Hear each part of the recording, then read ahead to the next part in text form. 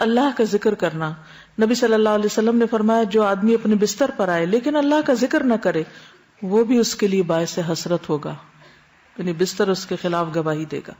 عبداللہ بن مسعود کہتے ہیں کہ اللہ کا ذکر کرتے وقت نیند کا آنا شیطان کی طرف سے ہے، یعنی اللہ کے ذکر کے دوران سونا شیطان کی طرف سے. اگر چاہو تجربہ کر کے دیکھ لو، اور جب تم میں سے کوئی سونے کا ارادہ کرے تو اللہ تعالیٰ کا ذکر کرے. تسبیحات فاطمہ پڑھنا یہ ہر تھکاوٹ کا علاج بھی ہے. سیدنا علی سے روایت ہے کہ فاطمہ رضی اللہ تعالیٰ عنہا کے ہاتھوں میں چکی پیسنے کی وجہ سے تکلیف ہو گئی، گٹھے پڑ گئے، تو وہ اس کی شکایت لے کر نبی صلی اللہ علیہ وسلم کی خدمت میں حاضر ہوئی، کیونکہ انہیں پتا چلا تھا کہ آپ کے پاس کچھ غلام آئے ہیں، لیکن ان کی ملاقات نبی صلی اللہ علیہ وسلم سے نہ ہو سکی. اس لیے حضرت فاطمہ نے حضرت عائشہ سے اس بات کا ذکر کیا. جب آپ گھر تشریف لائے تو حضرت عائشہ نے اس کا تذکرہ کیا.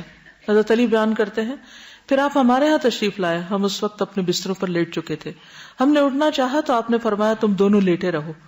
پھر آپ میرے اور فاطمہ کے درمیان بیٹھ گئے. میں نے آپ صلی اللہ علیہ وسلم کے قدموں کی ٹھنڈک اپنے پیٹ پر محسوس کی. پھر آپ نے فرمایا تم دونوں نے جو چیز مجھ سے مانگی ہے کیا میں اس سے بہتر چیز نہ دوں، کیا اس سے بہتر بات نہ بتاؤں؟ جب تم اپنے بستر پر لیٹ جاؤ تو 33 بار سبحان اللہ، 33 بار الحمدللہ اور 34 بار اللہ اکبر کہو، یہ تمہارے لیے خادم سے زیادہ بہتر ہے. اس میں کیا سیکھنے کی بات ہے کہ جب بچے کو مطالبہ لے کر آئے تو کیا کرنا چاہیے؟ ان کی توجہ اس سے بہتر بات کی طرف کر دینی چاہیے. یعنی اگر آپ نے کچھ نہ دینا ہو تو ایک اچھی بات ہی بتا دیں. عموماً ہم کیا کرتے ہیں جب ہم بچوں کو کچھ دینا نہیں چاہتے تو پھر کیا کرتے ہیں؟ ڈانٹ ڈپٹ کو بھیج دیتے ہیں. تو بہتر ہے کہ کوئی اچھی بات بتا دیں ان کو. آیت الکرسی پڑھنا. آیت الکرسی شیطان سے محفوظ رکھنے والی آیت ہے. وہ مشہور روایت جس میں سیدنا ابی ابن کعب اپنے والد سے روایت کرتے ہیں کہ ان کے کھجوروں کے کھیت تھے، وہ اس میں کمی دیکھتے، یعنی ان کی چوری ہوتی تھی. ایک رات انہوں نے چور پکڑ لیا. وہ ایک جانور سے مشابہ ایک نوعمر لڑکا تھا، جانور جیسی شکل تھی. انہوں نے سلام کیا تو اس نے جواب دیا. پوچھا تم کون ہو، جن ہو یا انسان؟ اس نے کہا میں جن ہوں. انہوں نے کہا اپنا ہاتھ میری طرف بڑھاؤ. اس نے اپنا ہاتھ بڑھایا. اس کا ہاتھ کتے کے ہاتھ کی طرح تھا، بال کتے کے بال کی طرح تھے. انہوں نے پوچھا کیا اس طرح جنوں کی تخلیق ہوئی، یعنی ایسی شکل ہوتی ہے؟ اس نے کہا میں یہ جانتا ہوں کہ جنوں میں مجھ سے زیادہ شدید اور کوئی نہیں.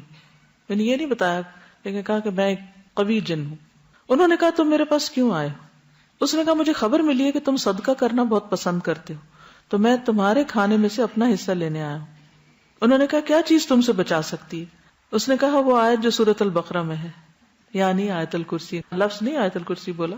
جو کوئی اس کو رات کے وقت پڑھے گا وہ صبح تک مجھ سے پناہ میں رہے گا، اور جو صبح اسے پڑھے گا وہ رات تک مجھ سے پناہ میں رہے گا. پھر جب صبح کو انہوں نے اس بات کا ذکر نبی صلی اللہ علیہ وسلم سے کیا تو آپ نے فرمایا اس خبیث نے سچ کہا. یہ صحیح بخاری کی روایت ہے. تو اس میں ہم میں سے ہر ایک کو اپنے سامان کی حفاظت کے لیے کیا کرنا چاہیے؟ آیت الکرسی پڑھنی چاہیے.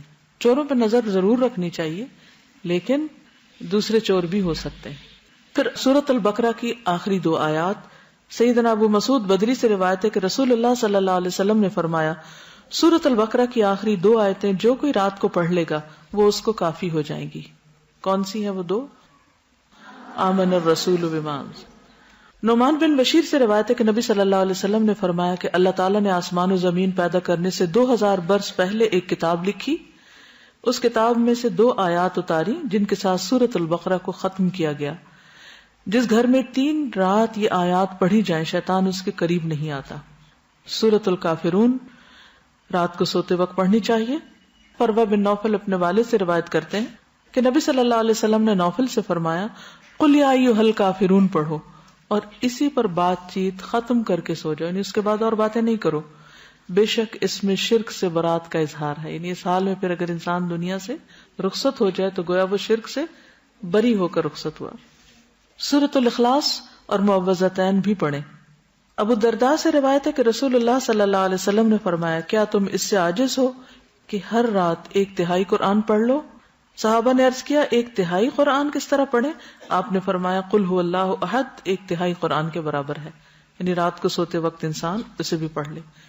اور معوذتین جو ہے نبی صلی اللہ علیہ وسلم جب اپنے بستر پر آرام کے لیے آتے تو روزانہ رات کو اپنے دونوں ہاتھوں کو ملا کر ان پر سورۃ الاخلاص الفلق اور الناس پڑھ کر دم کرتے یعنی پھونک مارتے، پھر اپنے دونوں ہاتھ اپنے پورے جسم پر پھیر لیتے تھے، ٹھیک ہے، یعنی ہاتھوں پر دم کرتے اور ہاتھ پہ پھیرتے تھے، اور سر سے شروع کرتے، پہلے اپنے سر پر اور چہرے پر پھیرتے، اس کے بعد اپنے جسم پر جہاں تک آپ کا ہاتھ پہنچتا پھیر لیتے، اور یہ فعل آپ 3 مرتبہ کرتے تھے۔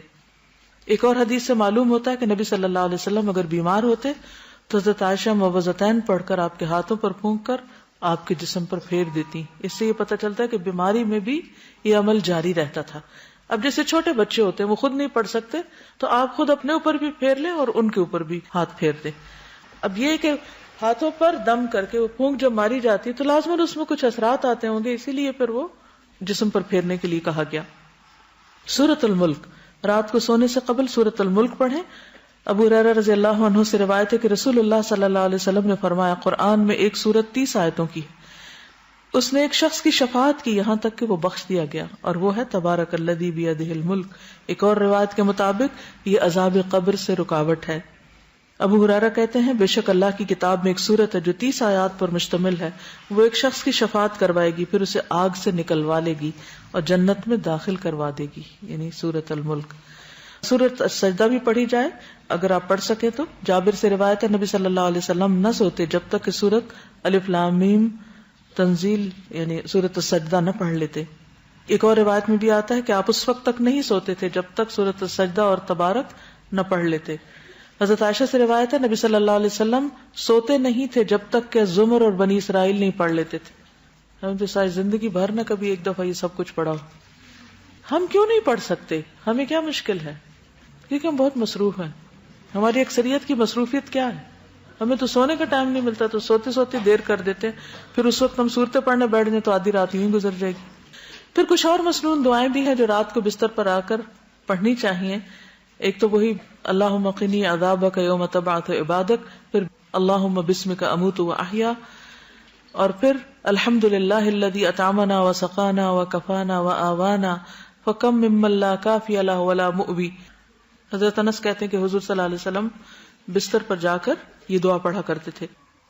ایک اور روایت میں زہیر النماری کہتے ہیں کہ آپ یہ پڑھتے تھے، اللہم اغفر لی ذنبی واخسأ شیطانی وفک رہانی وثقل میزانی وجعلنی فی الندی الاعلی۔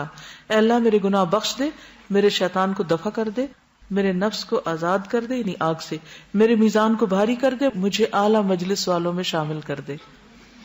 عبداللہ بن عمر نے ایک شخص کو سوتے وقت یہ پڑھنے کو کہا، اللہم خلقت نفسی وانت توفاها لک مماتها ومحیاها ان احییتها فاحفظها وان امتها فاغفر لها اللہم انی اسألک العافیہ۔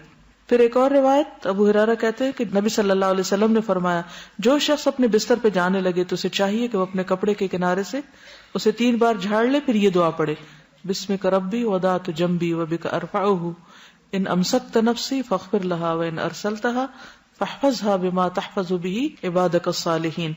اے میرے رب، تیرا نام لے کر میں اپنا پہلو رکھتا ہوں، تیرے نام ہی کے ساتھ اس کو اٹھاتا ہوں، اگر تو میری جان کو روک لے تو اسے بخش دینا، اور اگر واپس بھیج دے تو اس کی حفاظت فرمانا، جس طرح تو اپنے نیک بندوں کی حفاظت فرماتا ہے۔ انس بن مالک کہتے کہ رسول اللہ صلی اللہ علیہ وسلم نے فرمایا، جس نے اپنے بستر پر لیٹتے ہوئے یہ دعا پڑھی تو اس نے ساری مخلوق کی بیان کردہ اللہ کی تعریفیں کہہ ڈالی۔ اتنی خوبصورت دعا کہ گویا جتنی مخلوق ہے اللہ کی، وہ جو اللہ کی تعریف کرتی ہے اس نے اس طرح کی تعریف کر ڈالی۔ کیا ہوگی وہ؟ الحمدللہ الذی کفانی وآوانی، الحمدللہ الذی اطعمنی وسقانی، الحمدللہ الذی من علی فافضل، اللہم انی اسألک بعزتک ان تنجینی من النار۔ تمام تعریف اللہ کے لیے ہے جس نے میری کفایت کی اور مجھے رہنے کو جگہ عطا کی۔ تمام تعریف اللہ کے لیے جس نے مجھے کھلایا اور پلایا۔ تمام تعریف اللہ کے لیے جس نے مجھ پر احسان کیا اور مہربانی کی۔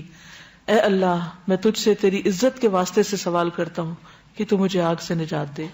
ابن عمر سے روایت ہے، رسول اللہ صلی اللہ علیہ وسلم جب بستر پر تشریف لاتے تو فرماتے، الحمدللہ الذی کفانی وآوانی واطعمنی وسقانی والذی من علی فافضل والذی اعطانی فاجزل، الحمدللہ علی کل حال، اللہم رب کل شیء وملیکہ وإلہ کل شیء اعوذ بک من النار. تمام تعریف اللہ کے لیے ہے جس نے میری کفایت کی اور مجھے رہنے کو جگہ عطا کی، مجھے کھلایا اور پلایا، اور وہ ذات جس نے مجھ پہ بہت احسان کیا اور بہت زیادہ کیا، جس نے مجھے دیا اور بہت خوب دیا. ہر حال میں اللہ کی تعریف. اے اللہ، اے ہر چیز کے پالنے والے اور اس کے مالک، اے ہر چیز کے معبود، میں آگ سے تیری پناہ چاہتا ہوں. اس قدر خوبصورت دعا ہے. ابو ہریرہ سے مروی ہے کہ ایک مرتبہ ابو بکر نے عرض کیا، اے اللہ کے رسول صلی اللہ علیہ وسلم، مجھے ایسی دعا سکھا دیجئے جو میں صبح شام بستر پر لیٹتے وقت پڑھ لیا کروں. تو آپ نے یہ دعا سکھائی، اللہم عالم الغیب والشہادۃ فاطر السماوات والارض رب کل شیء وملیکہ اشہد ان لا الہ الا انت اعوذ بک من شر نفسی ومن شر الشیطان وشرکہ. پھر نبی صلی اللہ علیہ وسلم نے فرمایا، جو شخص اپنے بستر پر جا کر یہ دعا پڑھے اس کے سارے گناہ معاف کر دیے جائیں گے، خاص سمندر کی جھاگ برابر ہوں. لا الہ الا اللہ وحدہ لا شریک لہ، لہ الملک ولہ الحمد وہو علی کل شیء قدیر، لا حول ولا قوۃ الا باللہ، سبحان اللہ والحمد للہ ولا الہ الا اللہ واللہ اکبر. براء بن عازب کہتے ہیں نبی صلی اللہ علیہ وسلم نے ایک صحابی کو وصیت کی اور فرمایا، جب تم بستر پہ جانے لگو تو یہ پڑھا کرو، اللہم اسلمت نفسی الیک وفوضت امری الیک ووجہت وجہی الیک والجأت ظہری الیک رغبتا ورہبتا الیک لا ملجا ولا منجا منک الا الیک آمنت بکتابک الذی انزلت ونبیک الذی ارسلت. اے اللہ، میں نے اپنی جان تیرے حوالے کی، اپنا معاملہ تجھے سونپا، اپنے آپ کو تیری طرف متوجہ کیا، اپنی پشت کو تیری پناہ میں دے دیا، تجھ سے امید کے ساتھ اور خوف کے ساتھ، تیرے سوا کوئی جائے پناہ اور نجات کی جگہ نہیں. میں ایمان لایا تیری کتاب پر جو تو نے نازل کی اور تیرے نبی پر جس کو تو نے بھیجا. دیکھیے کتنے ذکر ہیں، کتنی دعائیں ہیں، ایک سے ایک بڑھ کر خوبصورت ہے.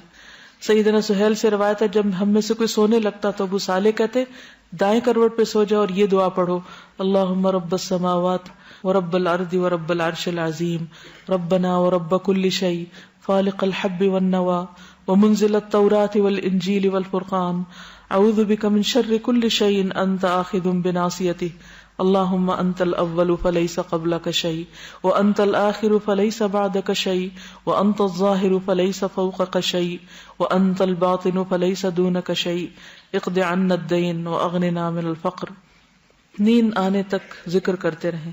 ربیہ بن کعب اسلمی کہتے ہیں، میں دن کے وقت نبی صلی اللہ علیہ وسلم کی خدمت کرتا، جب رات ہو جاتی تو میں آپ کے دروازے پر جا کر رات گزارتا، میں آپ کو ذکر کرتے ہوئے سنتا رہتا، آپ سبحان اللہ سبحان اللہ سبحان ربی پڑھتے رہتے، یہاں تک کہ میں اکتا جاتا اور مجھ پہ نیند کا غلبہ آ جاتا اور میں سو جاتا.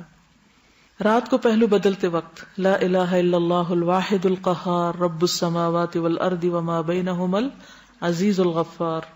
رات آنکھ کھل جائے لا الہ الا اللہ وحدہ لا شریک لہ، لہ الملک ولہ الحمد وہو علی کل شیء قدیر، الحمد للہ وسبحان اللہ ولا الہ الا اللہ واللہ اکبر ولا حول ولا قوۃ الا باللہ. پھر کہے اللہم اغفر لی، یا کوئی دعا کرے تو اس کی دعا قبول ہوگی. اگر بستر سے اٹھ کر وضو کرے اور نماز پڑھے تو نماز قبول ہوگی. پھر برا خواب آ جائے تو دعا پڑھیے، اعوذ باللہ من شر الشیطان وشرہا. پھر نیند میں ڈر جانے پر بھی دعا پڑھے، اعوذ بکلمات اللہ التامات من غضبہ وعقابہ وشر عبادہ ومن ہمزات الشیاطین وان یحضرون. زبانی یاد کر لیں ورنہ رات کو اٹھ کے لائٹ آن کر کے کہاں سے ڈھونڈ کے پڑھیں گے. نیند میں ڈر جائیں تو پڑھیں اعوذ بکلمات اللہ التامات من غضبہ وعقابہ وشر عبادہ ومن ہمزات الشیاطین وان یحضرون. پھر اسی طرح خالد بن ولید کہتے ہیں، میں رات کو نیند میں گھبرا جایا کرتا تھا، تو نبی صلی اللہ علیہ وسلم کی خدمت میں حاضر ہوا تو میں نے عرض کی، میں رات کو نیند میں ڈر جاتا ہوں تو میں اپنی تلوار اٹھا لیتا ہوں اور جو چیز سامنے آتی ہے اسے مار ڈالتا ہوں. آپ نے فرمایا، کیا میں تمہیں وہ کلمات نہ سکھاؤں کہ جو روح الامین نے مجھے سکھائے؟ میں نے کہا کیوں نہیں. آپ نے فرمایا، کہو اعوذ بکلمات اللہ التامات التی لا یجاوزہن بر ولا فاجر من شر ما ينزل من السماء وما يعرج فيها ومن شر فتن اللیل والنہار ومن کل طارق الا طارقا یترک بخیر یا رحمان. اسی طرح ایک اور روایت میں ہے، رسول اللہ صلی اللہ علیہ وسلم نے فرمایا، جو رات میں تکلیف اور مشقت اٹھانے سے گھبرائے اور ڈرے کہ دشمن اس سے لڑے تو وہ کثرت سے یہ کلمات پڑھے، سبحان اللہ والحمد للہ ولا الہ الا اللہ واللہ اکبر. وآخر دعوانا ان الحمد للہ رب العالمین.